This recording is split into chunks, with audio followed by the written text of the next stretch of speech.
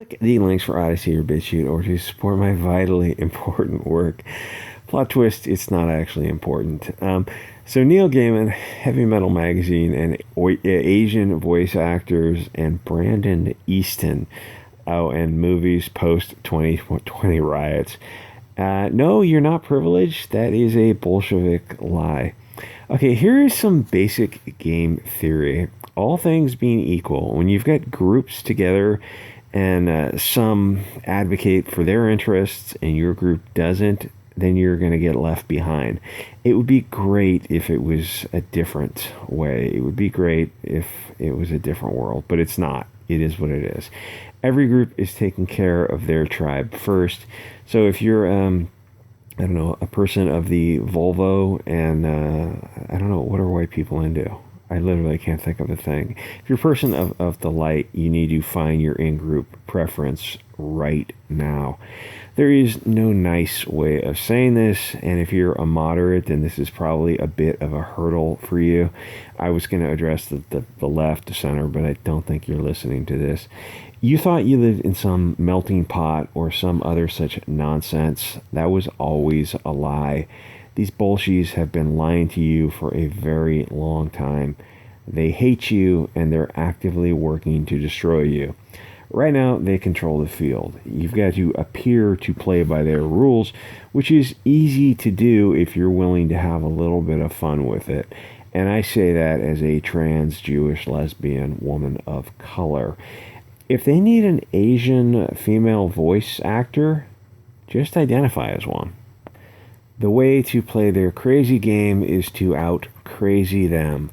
The way to flip the switch into the next step of America and America in American history is for the people of Uggs and Starbucks to really, really find their in-group preference and start teaming up so that they can get ahead. You've been brainwashed to think everyone else can do it, but you can't. Follow me here. You need to let that brainwashing go and deal with the facts as presented. Team up and advocate for your group like other groups do for theirs. This is how the game is played. If you absolutely disagree with me now, I feel pretty confident that in a few months, your perspective will change. I may sound like an asshole now, but in a few months, I'll still sound like an asshole. But you'll probably agree with me. We won't sound like assholes because we'll just be normal. These are the rules of the game. It's time to stop being nice. It's not even a question of being nice. It's like everyone is playing a game, but you're not using every advantage that is available to you. It's like they talk about tax loopholes, at least in tax law. They're not. People think of loopholes. It's like it has a negative connotation.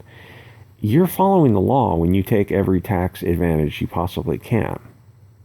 There's no, oh, well, Trump got loopholes. No, he had tax attorneys who he paid to follow the law. That's the black and white. That's the black letter law that he followed the law. Everyone pays a tax attorney to follow the law. Oh, it's a loophole. It had a home office or some whatever. Tax credits. Yeah, they used every legal, it's not, oh, legal trick has these negative, anyway. It's not something malicious or negative. If you're not willing to advocate for your tribe's interest, then you're just going to be at a massive disadvantage. Why would you voluntarily do that to yourself? You don't have any privilege. They are lying to you because you're at war. And you might not know it, though I get the feeling people are catching on very quickly. You, Mr. Average Irishman, I only say Mr. because I think 99% of the people listening are male, or you're German, or you're Greek, or whatever, you don't have any privilege, not based on your origin alone. If you're tall, smart, handsome, or good-looking, then life is going to be a little easier for you. But right now, if you're an Englishman, I was going to say, yes, I know what it was like to be at one time decent, better looking, but now I'm old and fat, like the rest of us. Right now, if you're an Englishman, you are at a disadvantage. You're not going to get into schools, or you're not going to get hired for that position if you don't advocate for your own interests and team up. The other groups are just going to walk all over you. Yeah, I know this isn't good YouTube type content. This is actually high risk, low reward content, because it's high risk in that it could get me yeeted off the channel for wrong thing. And it's low reward in that it's just not what people are coming to YouTube for. It's what they go to BitChute and Odysee for. But whatever. Jeez, I'm so bad at this. But I was thinking of the pop culture channels. They're talking about new movies and, comics or whatever's coming out, and nobody has any passion. Specifically, I was listening to Gary and Doomcock. They do a live stream together, and they're really good together. But you hear them talking about things, and it's like they know what's coming down the pike. There's no hope for any content. I think they realize that movies post 2020 BLM riots are going to be really bad, because those riots are going to be with us for the next 5 years. I mean, before people start to feel comfortable making edgy movies again. So that means until that day happens, movies are going to really suck. And I mean, we're getting over the gift from China, and you've got a hit on movie theaters. Like, do people want to go to a theater and go sit down next to Typhoid Mary for 90 minutes? And, another thing I was thinking about is Neil Gaiman and a bunch of other comic professionals are being openly hostile to customers. And it wasn't just him, but there was a bunch of other smaller people there too. And cons are a big part, big, money-making thing. And I'm thinking okay, cons are going to open up. I guess people could flood back to them just looking for something. Even people who weren't taking the gift from Wu Flu that seriously, I don't know if they want to be in a con, shoulder to shoulder with people. Some people have had the shot and others haven't. So if you haven't, do you want to go to a con? Even wearing a mask?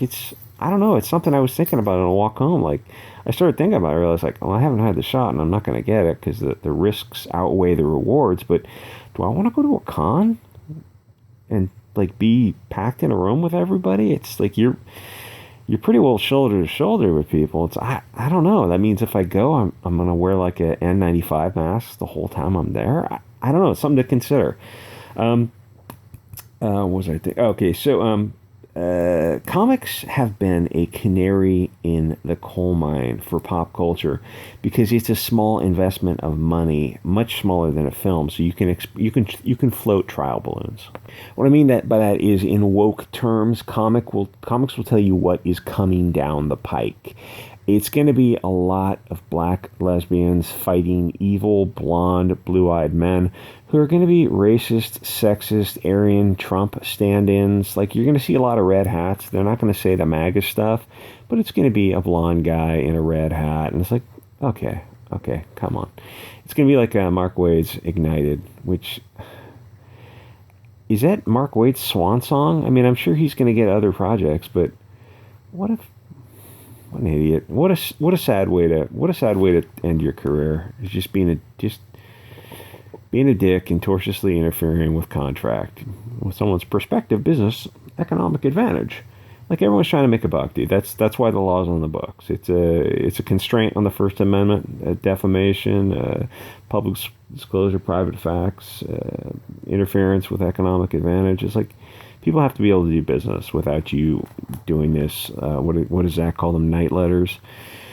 Anyway, I saw that Zach did a video on Mr. Miracle, which that's a comic I'm absolutely not familiar with. So I watched a few minutes of his video. I got the gist of it. Then I just went online and I read it. It's written by an insane person, and it is for a very small audience of hardcore anti-white people who just want an echo chamber.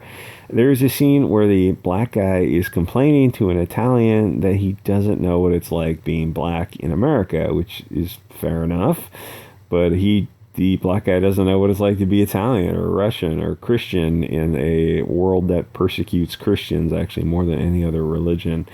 And let me be blunt here. We all have our own problems, and the beautiful people of the light are getting the feeling that POCs don't care about them and their struggles. They're not getting a lot of empathy. So why would they reciprocate? Here's the thing. The Italian guy in this comic, he didn't do anything to this black guy for good or for evil. He doesn't take any credit, but he also doesn't take any blame. And that's not an easy concept for the angry, woke crowd to accept, but it's the only logical choice. Otherwise, you're no longer living in a causal universe, and you're not living in like a English common law or Napoleonic code or all those other legal universes that are understandable. Like, there's a theory that said if you didn't live in a causal universe, it would be not understandable by any intelligence. You're holding people responsible for things that other people did, and I'm talking about cause and effect when I say causal. That works both ways if you're going to go that route. Obviously, these kind of heavy topics do not belong in comic books, because that's not what comic books are. Or at least, let me correct myself, that's not what comic books that sell are. If you want to see what comic books that sell, take a look at some Comicsgate. Mike Miller's Lone Star, Richard Meyer's Jawbreakers and Iron Sights, and Ethan Van Sciver's Cyberfrog, and everyone's Douglas Ernst and Kelsey Shannon, John Malin. There's like 24 Comicsgate creators that I'm familiar with who've put out things that are legitimately good, better than the mainstream. And I'm not just saying that to be nice, because I'm not nice. Everything that the top 24 projects I've seen have been good. They have been worth the money. Anyway, where's I going with this? These heavy topics don't belong in comic books, but welcome to current year. 2020 sucked. 2020's not going to get any better. So enjoy that black pill. Mainstream pop culture is going to be dead, at least for the next few years, at least until the revolution, inshallah. So go read Heavy Metal's Twitter. Go read Neil Gaiman's Twitter.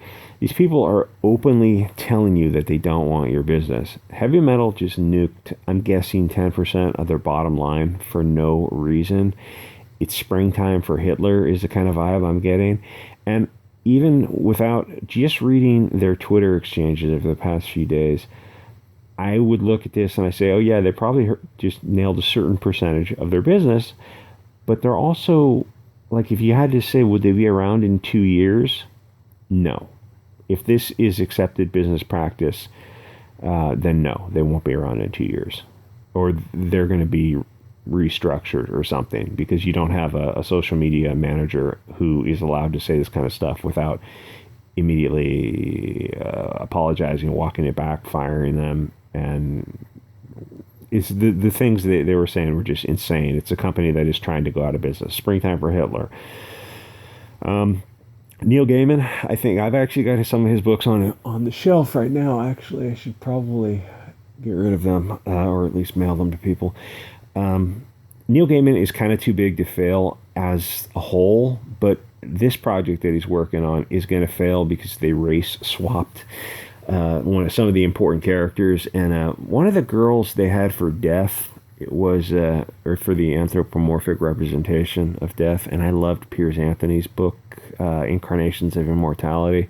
A little bit sexually degenerate, but they were fun. He did like 7 or 8 books from Death to God. Where's I going with this? The character is supposed to have cheekbones, like very, very lean. And the girl who's playing Death is this black girl. I'm sure she's lovely. And the thing is, she's legitimately skinny. However, like, you can be skinny, like 110 pounds skinny. But she has a slightly chubby face. And I know this sounds horrible because it's coming from a big fat bastard myself. But it's a role, it's a character. If you're playing this character that has to have cheekbones and a jawline, you've got to be razor shredded sharp. She's got a little puffy face. It just doesn't work for what I want to see in Death. I want to see a lean macabre. Anyway, where was I going with that? Okay, so I think that's going to underperform, but like I said, Neil Gaiman's got a huge name behind him, and I think he's got a lot of strength and a lot of people who are following him and will pay for him. And so it's like, if he wants to spurg out on Twitter and be a dick, and if he loses like, out of multi-millions of dollars, if he loses a few tens of thousands of dollars, he doesn't give a rat's ass. So this, like, publicly attacking people, he came out and he publicly attacked Comicsgate by name. And so, like, isn't Comicsgate gone extinct yet? It's like, what about the concept of punching down? Oh, well, we're just attacking a hate group. And you go, well, how are they a hate group? And they can't explain it. It's circular reasoning. They're a hate group because somebody said they're a hate group. I go, well, would you judge all Muslims by the act of one guy, all Irishmen, all Russians, all Africans by the acts, all Christians, all whatever? Of course not. You judge people as individuals. Like, yeah, there's some correlation and causation, but Comicsgate is such a big group. It's like you're saying you're judging all Democrats. It's so loose. It's not fair to, like, yes, I'm an asshole. Would you extrapolate me to the whole? No, one outlier is not representative of the whole. It's, what is that, logical fallacy reduction ad absurdum? No, that's not it. I don't know. I don't know what it is, but it's something. It's like you wouldn't do it to any other group. So why would you do it to Comicsgate? Oh, because you don't like them. Because your team is on one side. It's like, I'm not judging all SJW comic book creators by Mark Waid. Mark Waid is a pig effer. He's a very evil person. There's varying degrees. They're not all, like, I know there are people in the mainstream who don't agree with Mark Waid, what he did. They don't support that, but they're also afraid to come out. Where was I going with this? This is way all over the place. So Neil Gaiman, I don't think that's going to sell. Stuff like that sells for a short while, but then it gets all this, like, really, really preachy about how much the non-white people hate the beautiful people of blonde hair. Every bad guy is going to be a blue-eyed cop, and I've got to assume that people are really, really getting tired of this. Anyway, I've gone on for too long as is, so I'm going to end it there. Like, comment, subscribe, guys, and I will see you all next episode.